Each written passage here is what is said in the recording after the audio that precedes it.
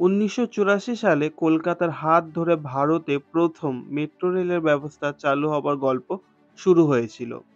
এই গল্পে দেশের প্রথম রেল যখন কলকাতার মধ্যে দিয়ে যাত্রা শুরু করলো, তখন দেশের প্রধানমন্ত্রী ছিলেন শ্রীমতী ইন্দিরা গান্ধী।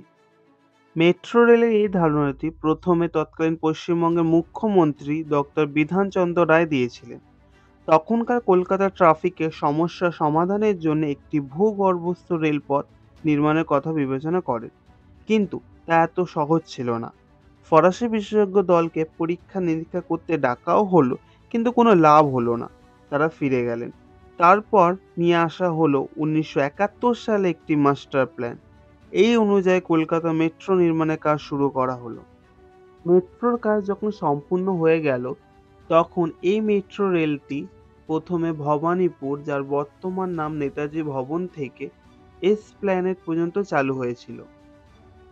কলকাতা মেট্রো রেল আজ ভারতের দ্বিতীয় বৃহত্তম মেট্রো রেল নেটওয়ার্ক।